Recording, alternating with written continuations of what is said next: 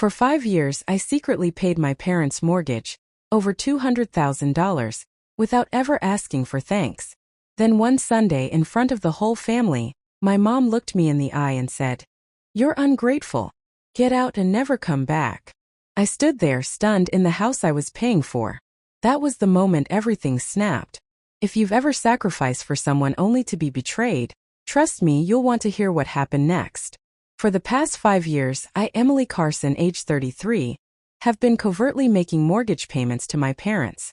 I followed my mother's instructions exactly until she yelled the words that still reverberate in my head. "You're ungrateful. Get out and never come back." I was able to maintain my downtown apartment and support my family because to my work as a financial consultant. I didn't anticipate being thanked, but I also didn't anticipate being kicked out of the house I was paying for. Tell me where you're watching from before I explain how everything went wrong that Sunday afternoon. If you've ever had family members take advantage of your generosity, don't forget to subscribe. I was raised in Riverside, a little suburb outside of Boston, in a modest 3-bedroom home in a middle-class area. Despite their best efforts, my parents, Linda and Richard Carson, were never able to support my younger brother Jason and me. While Dad alternated between sales positions and never really settled into one, Mom worked as a receptionist at a nearby dentist's office. In our home, education was a given regardless of our financial situation. Due in part to my passion of learning, and in part to my early realization that academic achievement was my key to a more secure future, I immersed myself into my studies. High school was a haze of volunteer activities, part-time jobs, and advanced placement studies. For extra money, which frequently went toward household needs my parents couldn't afford, I tutored underclassmen while my friends congregated at the mall. When I was awarded a full scholarship to Boston University's School of Business, my efforts paid off. Those 4 years changed my life. I was surrounded for the first time by people who were as driven and ambitious as I was. I received an entry-level job at Blackwood Consulting, a prominent financial firm in downtown Boston, after graduating with a degree in finance summa cum laude. Disaster occurred at home just as my career was taking off. My father was greatly affected by the economic crisis. He had trouble finding a new job after losing his most recent sales position. At 54, he was repeatedly turned down because he lacked specific skills and had an old resume. They fell behind on their mortgage payments since Mom's income was insufficient to pay for their bills. 7 years ago, my mother called me in tears, and I will never forget it. She cried, "Emily, we're going to lose the house. The bank sent a final notice today." I immediately spent all of my meager savings to pay off their mortgage. But I was aware that this was really a short-term solution. After giving it some thought, I went to their bank and came to an odd agreement. I would assume direct responsibility for the mortgage payments while maintaining my parents' names on the loan. After looking over my credit history and financial papers, the bank manager, who had been dubious, consented. My parents thought they were part of a bank-sponsored help program. Actually, I was sending the precise sum to the bank every month. My career kept moving forward in the interim. With a corner office and a salary that enabled me to acquire a lovely 1-bedroom apartment in Back Bay, I was promoted to senior financial consultant at Blackwood by the age of 27. I continued to stay at my parents' house on the weekends and for family dinners, maintaining my childhood bedroom. Our family's dynamics had always been difficult. Mom's constant victimization took over every conversation, whether it was about her neighbors, her job, or her health. With every year that went by, Dad became more and more inward-looking, preferring to remain silent rather than engage in conflict. Jason moved to Seattle for college and almost ever returned, not even for vacations, leaving the toxic environment behind as quickly as possible. I was the only one who kept in touch, faithfully coming over for dinner every Sunday, listening to Mom's complaints, and making suggestions that were always turned down. "You don't understand what it's like," she would retort. "Your fancy job and apartment don't make you an expert on real life." Naturally, the irony was that I had a better understanding of their financial situation than they did. I was fully aware of their huge credit card debt.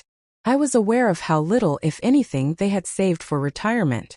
Furthermore, I was aware that without my help, the house they had occupied for 30 years would have been foreclosed upon. I kept this delicate equilibrium for 5 years. In addition to developing deep friendships and finding fulfillment in my work, I also occasionally dated, though these relationships frequently ended when men recognized how much of my emotional energy was focused on my family. I convinced myself that it was worthwhile to protect the family property and provide my parents with security as they aged. But as my contributions increased, so did the animosity.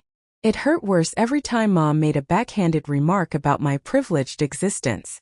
It seemed more and more like betrayal with every passive nod Dad gave me as she chastised my decisions. Family was family, though. I was brought up to think that you always support your people. I therefore kept up my mortgage payments, remained present for Sunday dinners, kept acting as though nothing was wrong. 3 weeks ago on a Sunday everything changed. That Sunday started out much like any other. With grocery bags in hand, I arrived to my folks' place at approximately 4 in the afternoon. An additional unrecognized contribution to the household was that I always provided the ingredients for dinner. Mom yelled out, "There she is, our big city girl," from the kitchen. When she spoke my life apart from them, I could always hear the same edge in her voice. "I was beginning to think you weren't coming." I kissed her cheek and placed the bags on the counter. "I told you I'd be here at 4, Mom," I said. "It's exactly 4 now." She said, "Well, some of us have been up since dawn," as she took the groceries and gave them a rigorous inspection. "Must be nice to sleep in on weekends." I retorted that I had worked until midnight the previous evening to complete a presentation for a significant client. There would be no difference. My work wasn't true work in Mom's world. It wasn't like hers. Dad was watching a baseball game while seated in his living room recliner. He said, "Hey kiddo," without raising his gaze. Dad was there physically but not emotionally. I had long since given up on him defending me when Mom's remarks became abrasive. This Sunday was unique because my Aunt Diane, Mom's younger sister, showed up out of the blue. Aunt Diane rarely traveled from her home in New Hampshire. She had established a lucrative real estate career and traveled widely, unlike my mother. Mom was nearly as angry at her sister's success as she was with mine. Aunt Diane gave me a hearty embrace and said, "Emily, look at you. More beautiful every time I see you. Your mom's been telling me about your fancy job. Senior consultant already? Your parents must be bursting with pride." Before Mom returned her attention to the stove, I saw her wince. Dad didn't lose sight of the game. Regards, Aunt Diane. As I assisted her in setting the table, I remarked, "It's good to see you." Aunt Diane talked about her recent vacation to Spain, her new condo, and her daughter's college graduation as we were preparing dinner. Mom's movements became harsh and frantic, and she became quieter. By the time we sat down to dine, the tension in the room was evident. Aunt Diane unintentionally brought up the subject that would blow up our family midway through the meal. "Linda, I was going to inquire if you were ever able to resolve your mortgage.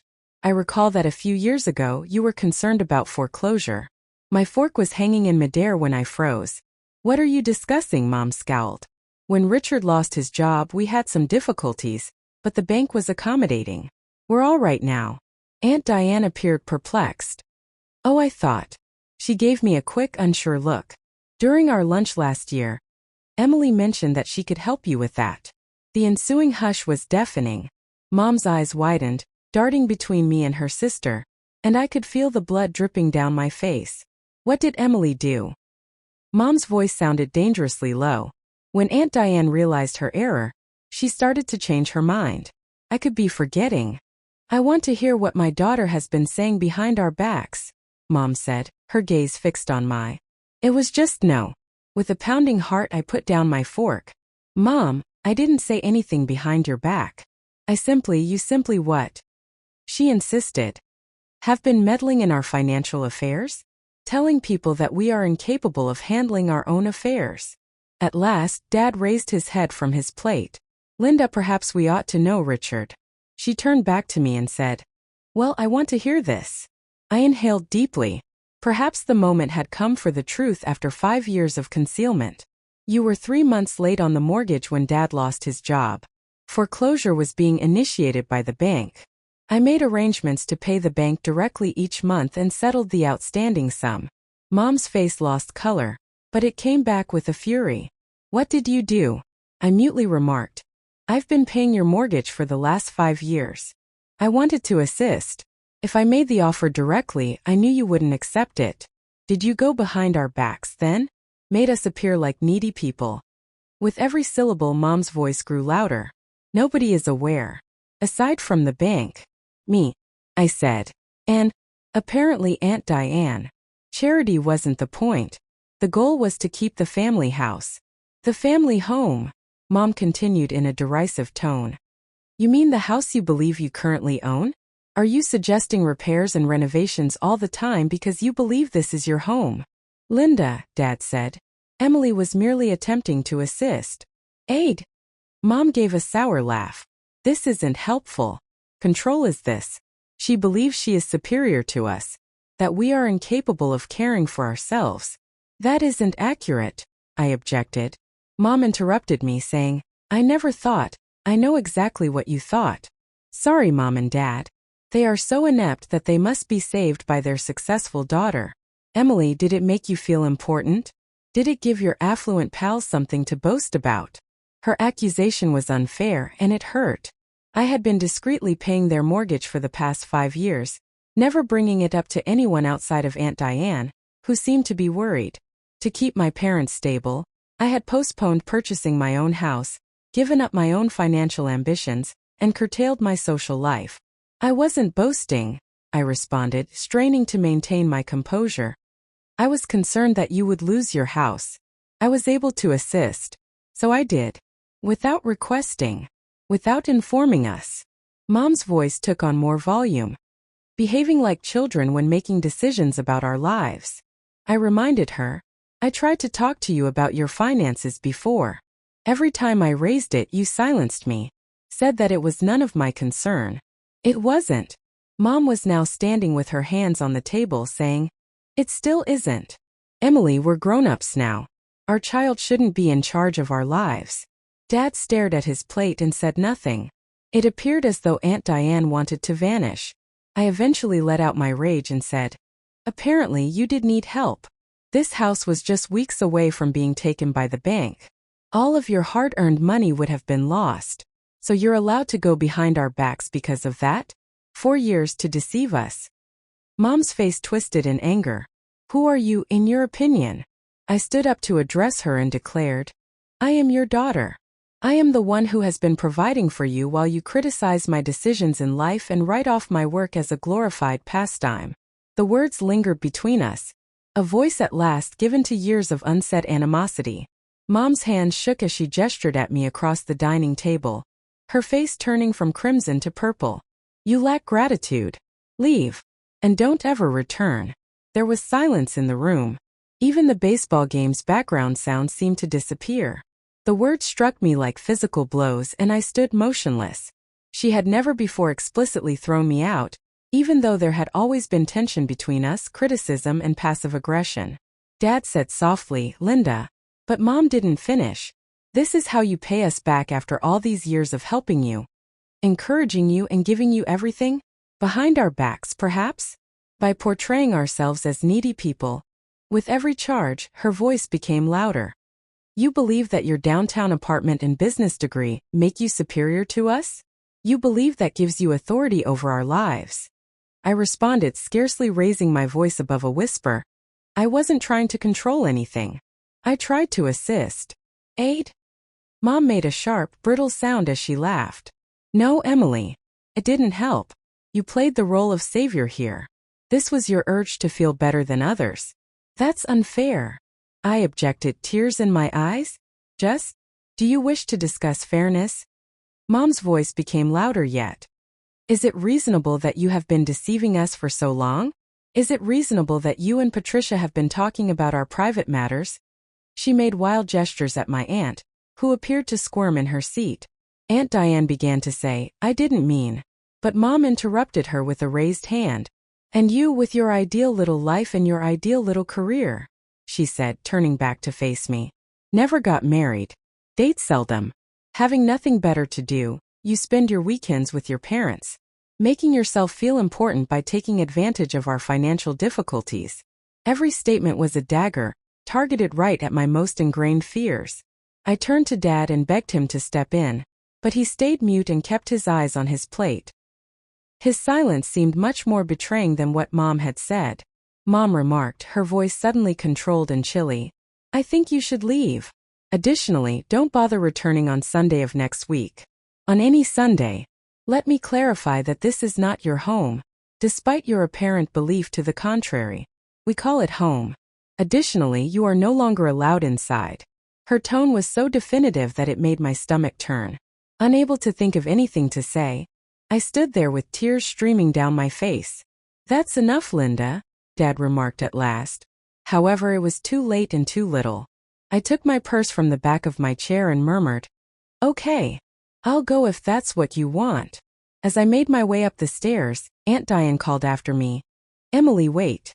She is not sincere. She is simply upset. However, I was acquainted with my mother. She hardly ever changed her mind after making a statement like this.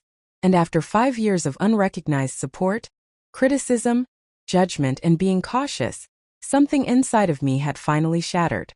This moment of complete rejection was the culmination of it all. I went upstairs to the bedroom I had used as a child and now used on weekends. I experienced a deep sense of disconnection as I gazed around at the artifacts of my life, such as debate trophies, honor roll awards, and framed college degrees. In light of my mother's rejection, these accomplishments that had previously been so significant suddenly felt insignificant. I took an overnight bag out of the closet and packed it full of necessities, including some books, toiletries, and the clothes I kept here. As my head whirled, my hands worked in a robotic manner. Did this actually occur?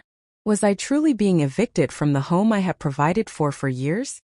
I could hear the faint noises of disagreement coming from downstairs while I packed, including Patricia's attempts at mediation, Dad's more subdued answers, and Mom's adamant tones. Now none of it mattered. There was an uncrossable line that had been crossed. I gave the twin bed, where I had spent innumerable nights hoping that I would one day support my family, and that my success would provide us all with security and happiness, one final glance around the room. That had been a stupid dream. I went down the stairs with my backpack slung over my shoulder. When I showed up, the fighting in the dining room stopped.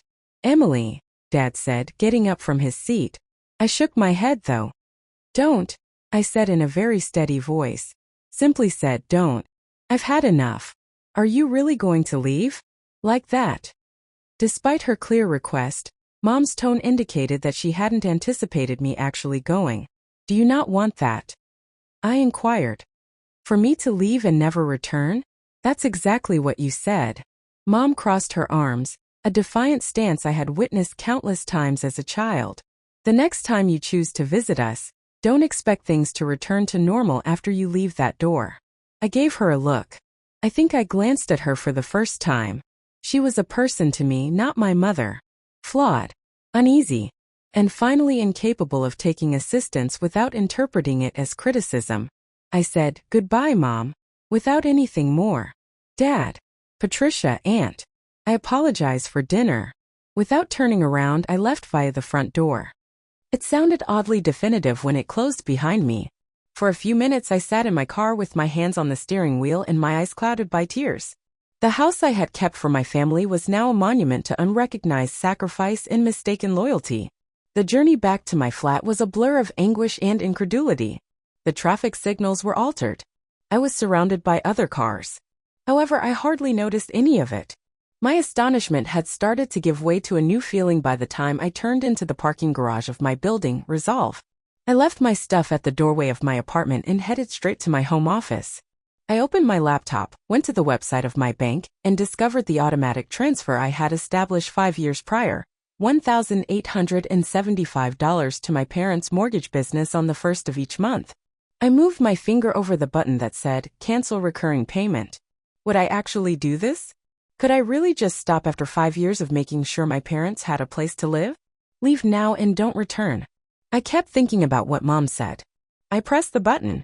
Are you certain you want to stop this regular payment? A confirmation window occurred. I selected yes. It was finished in an instant. I had broken the financial ties that kept me at my parents' house after 5 years and more than $110,000 in payments. I didn't get the relief I was hoping for. Rather, a deep void became lodged in my chest. That emptiness grew into something else as I shut off the laptop. I shut off my phone that evening, unfriended both parents on social media, and left the family group chat. I needed time to comprehend the drastic change in my family's dynamic, whatever occurred next. One idea gave me some tiny solace as I finally drifted off to a restless sleep. For the first time in my adult life, I was totally free of my parents' financial troubles. I had no responsibility for what happened to them now. It was thrilling and terrible to be free. Olivia arched an eyebrow at that. You're still standing up for the woman after she evicts you from the house you've been paying for? She's still my mom, I muttered.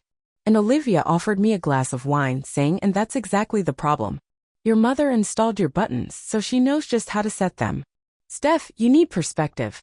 If a client were in your shoes, what advice would you give them? She was right. In my capacity as a financial advisor, I had counseled several clients to separate their money from exploitative family members. Why had I failed to heed my own expert counsel? After Olivia departed that evening, I called my brother Jason in Seattle, something I had been putting off for far too long. I informed him what had happened, and he said, about time.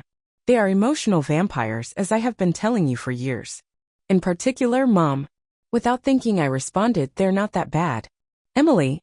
Because you dared to assist them, she evicted you from the house you had been paying for. Is that not that bad in what universe?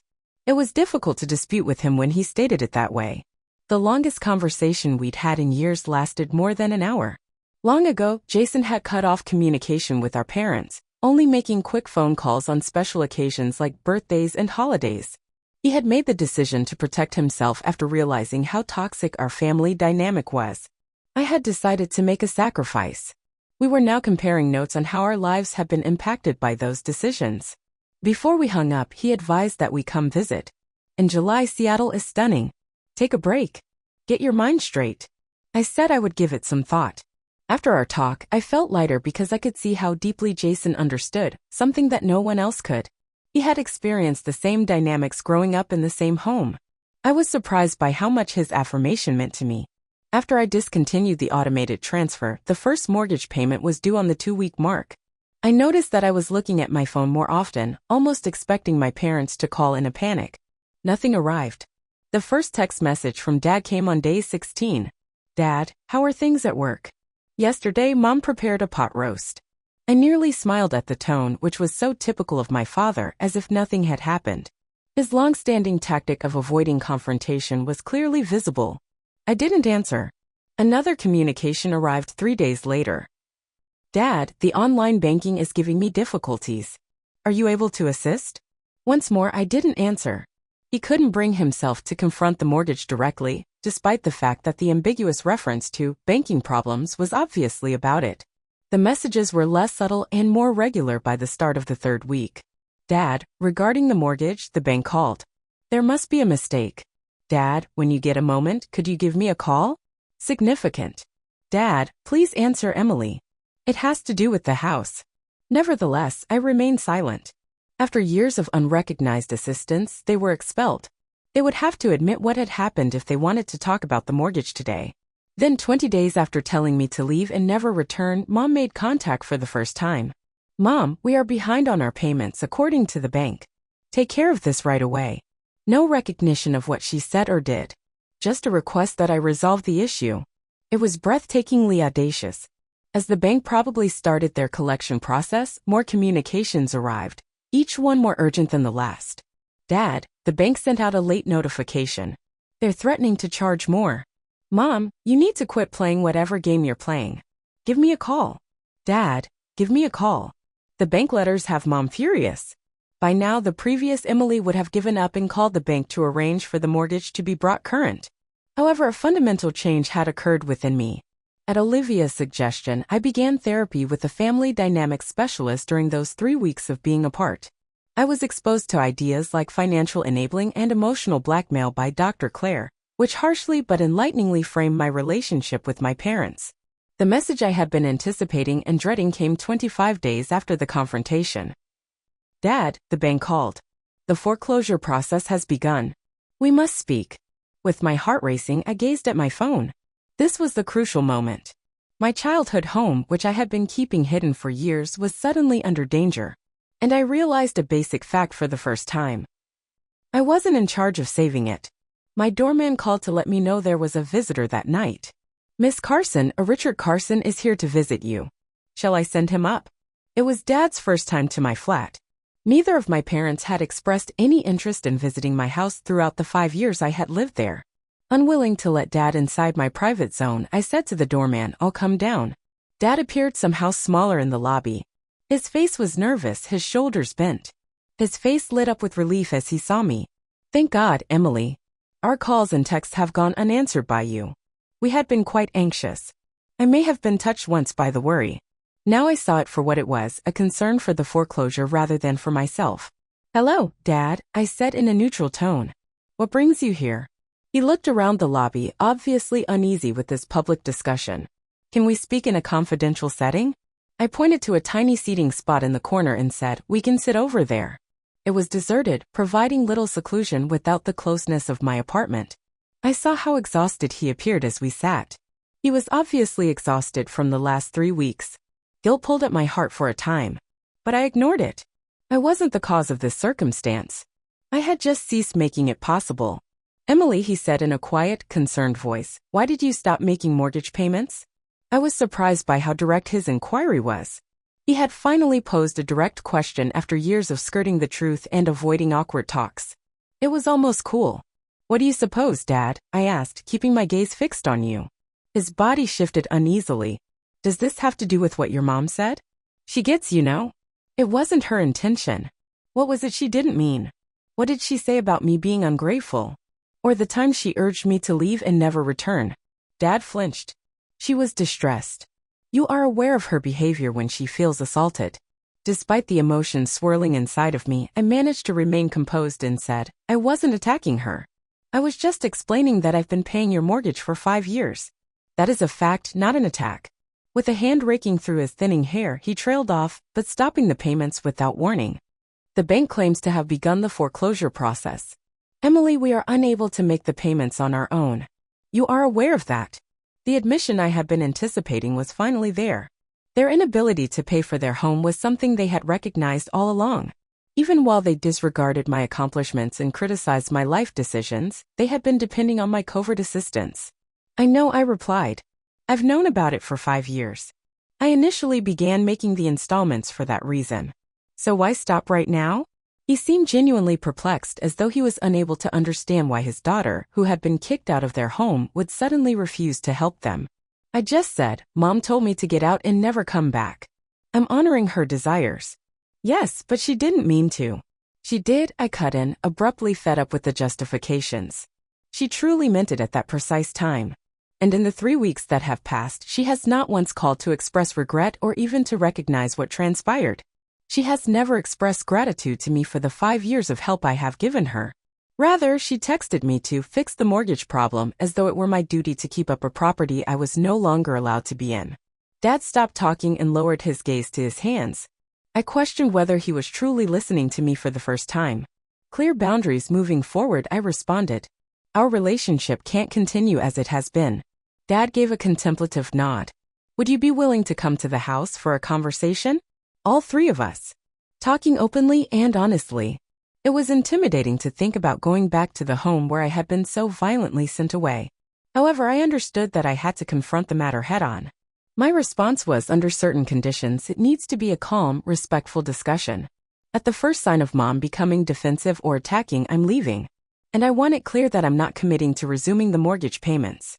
That will depend entirely on how the conversation goes.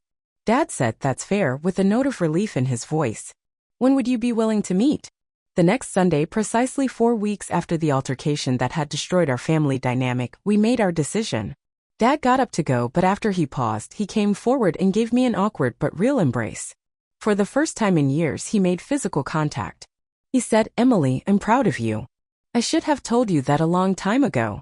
I stayed in the lobby seating area after he went, trying to make sense of what had transpired.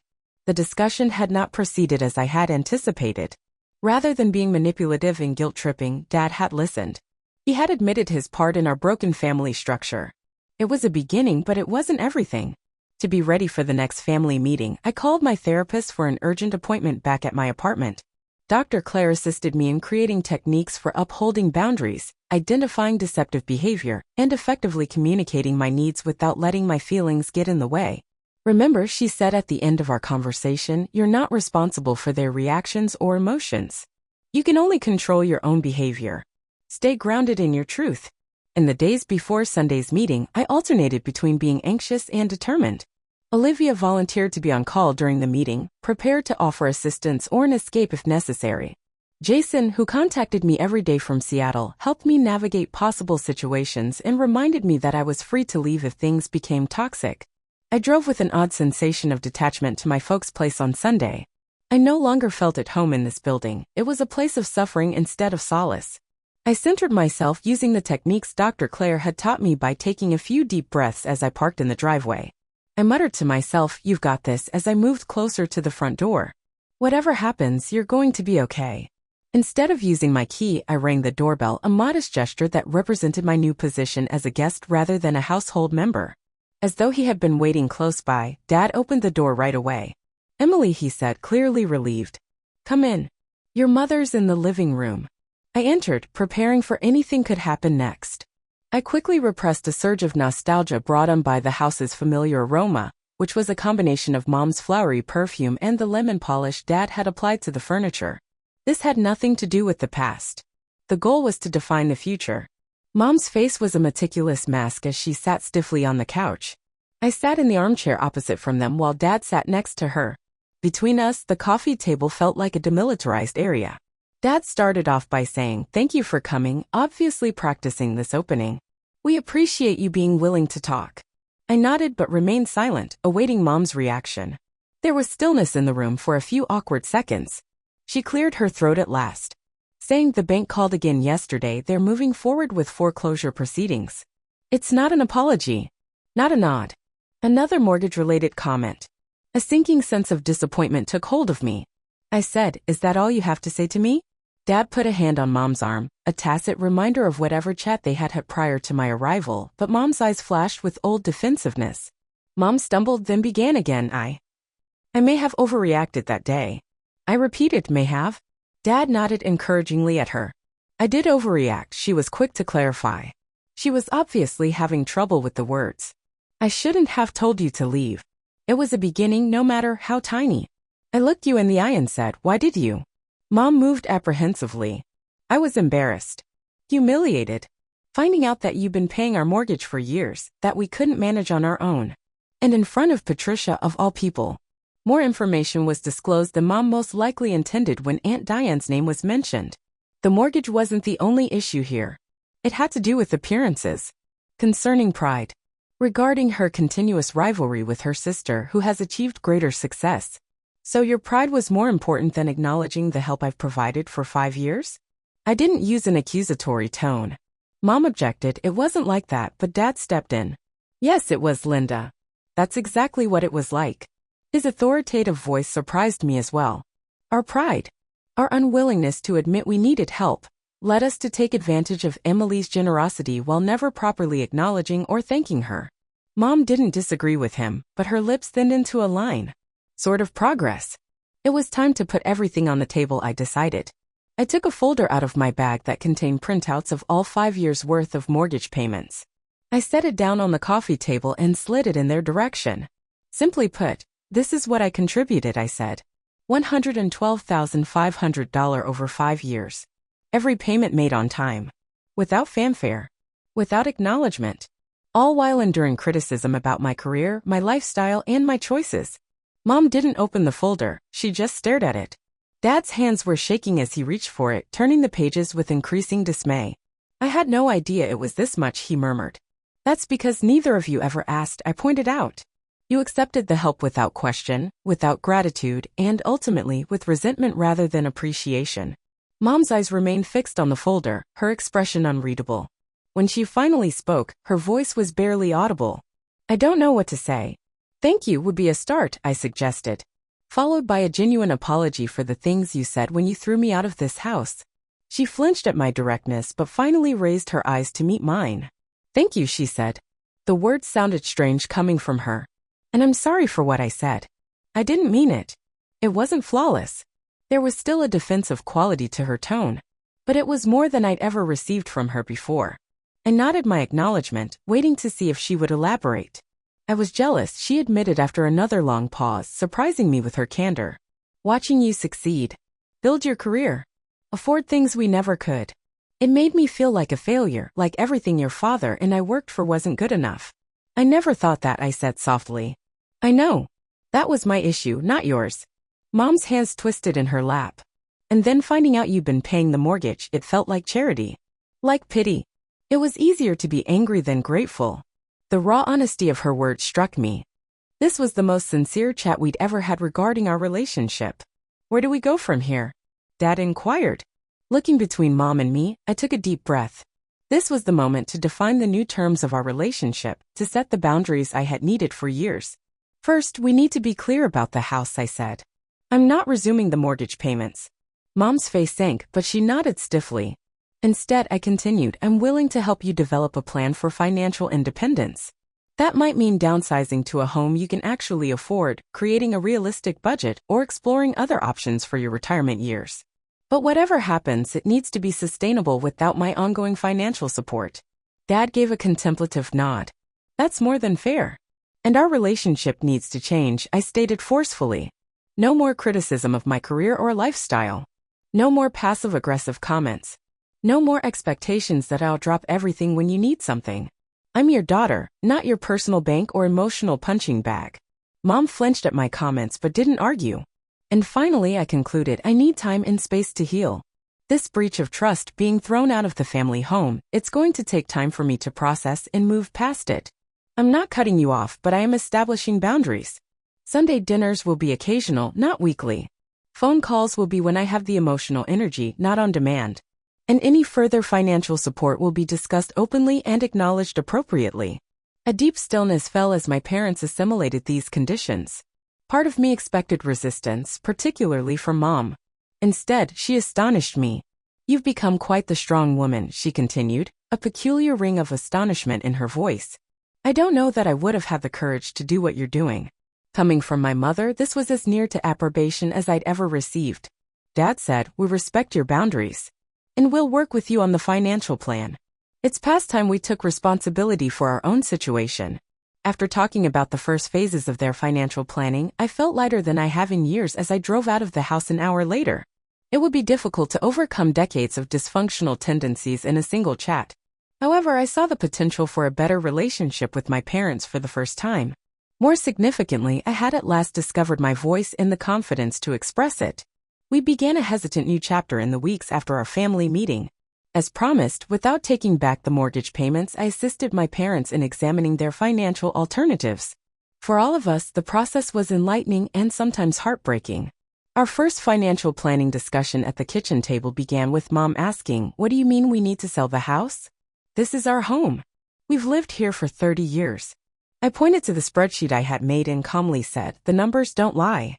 Your combined income simply isn't enough to cover the mortgage, property taxes, and maintenance costs, let alone your other expenses and saving for retirement. To his credit, Dad had been paying close attention to the numbers. She's right, Linda. We're underwater here. We have been for years. Mom didn't dispute further, but her lips formed a thin line. Even she was unable to avoid the grim reality check that the bank's foreclosure notifications, which were coming in more and more frequently, brought. I assisted them in looking into condos and smaller houses in more reasonably priced areas. At first, Mom refused to consider any of my suggestions. Too small. Bad school district, even though their home was childless. I don't like the kitchen layout. Dad turned out to be the voice of reason, which surprised me. Linda, we need to be realistic. We can't afford to be picky. Mom and I were both astonished by his unexpected boldness. He seemed to have become more willing to participate and confront issues head-on rather than back down as a result of our confrontation. About 20 minutes from their current neighborhood, we discovered a 2-bedroom condo in a nice community after 3 weeks of house hunting. Particularly after selling their existing house, the price was affordable, and the smaller size meant lesser upkeep and utility expenditures. Dad remarked, I could see us here as we had a tour of the unit. It's bright, modern, and the association takes care of the exterior maintenance. Mom's face was unreadable as she strolled throughout the rooms. At last, she paused in the living room and gazed out into a tiny patio through sliding glass doors. It's not our house, she said. No, I concurred.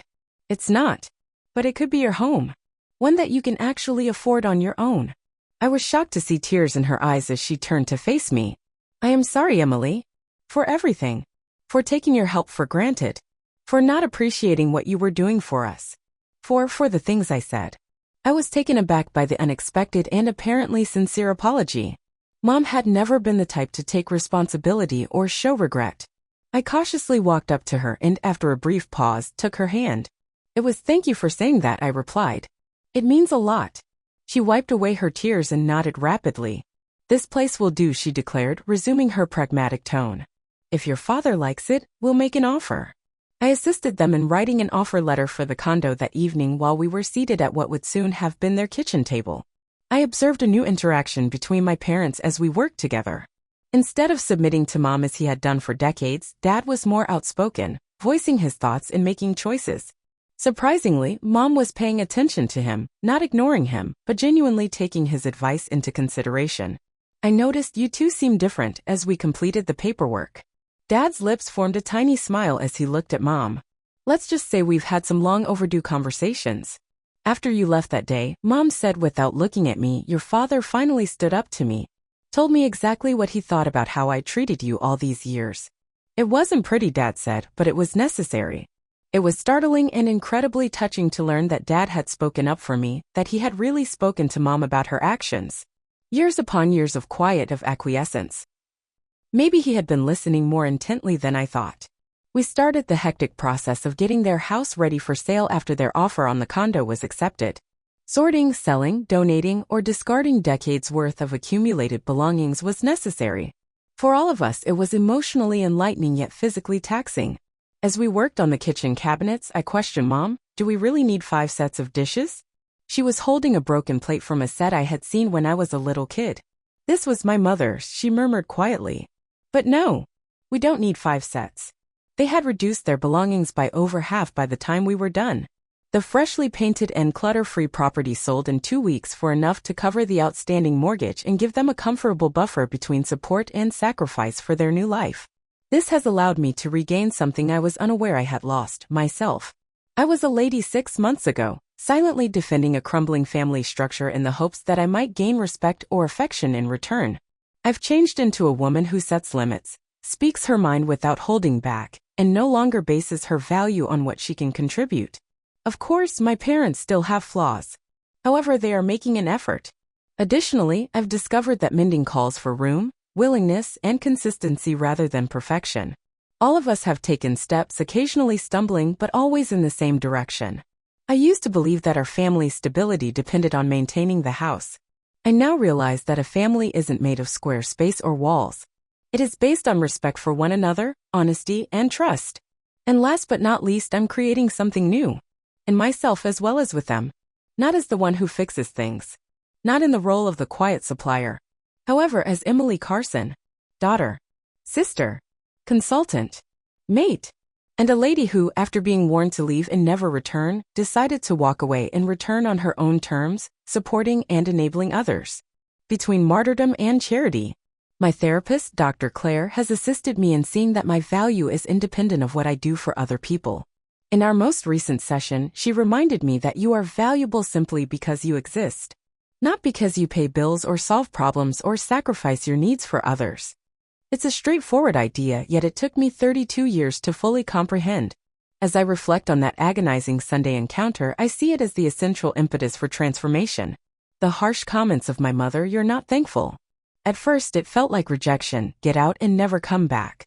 In actuality, they compelled a long overdue examination of dysfunctional family dynamics that had endured for many years. Relationships must occasionally end before they may be reconstructed on more wholesome grounds. For years, I made mortgage payments in secret, which allowed a broken system to persist. Real change wasn't conceivable until I stopped, until I took my mother's advice seriously, and until I took myself out of the equation. The most important thing I've taken away from this experience is that limits are a necessary part of true love. It was codependent rather than loving to put my own well-being at risk in order to protect my parents from the fallout from their financial decisions. To truly love someone, you must respect their needs and limitations while also desiring the best for them. I still have a strong concern for my parents' well-being. I now, however, show that compassion in more helpful ways by providing support instead of salvation and guiding instead of rescue. We have all experienced a transformation as a result. They've gained self-sufficiency and resilience they didn't realize they had. Additionally, I've found release from the oppressive burden of unwarranted duty. Please know that change is possible if you're watching this and seeing trends in your own life, such as the unrecognized assistance, the ongoing sacrifices, or the emotional manipulation. It's not selfish to set limits. Healthy relationships require it.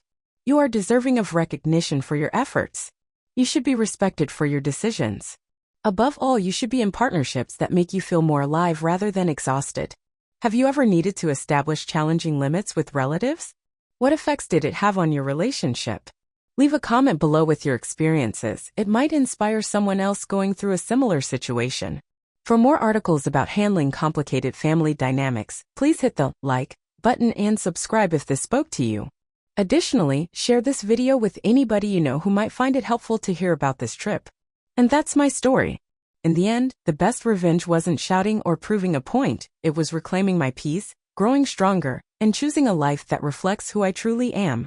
If you're carrying anger or betrayal, remember, boundaries heal, growth empowers, and letting go with dignity is its own kind of justice. Have you ever faced emotional betrayal or had to walk away from family to protect yourself? Share your story in the comments. I'd love to hear from you. Because sometimes the most powerful revenge is simply choosing yourself. What would that look like for you?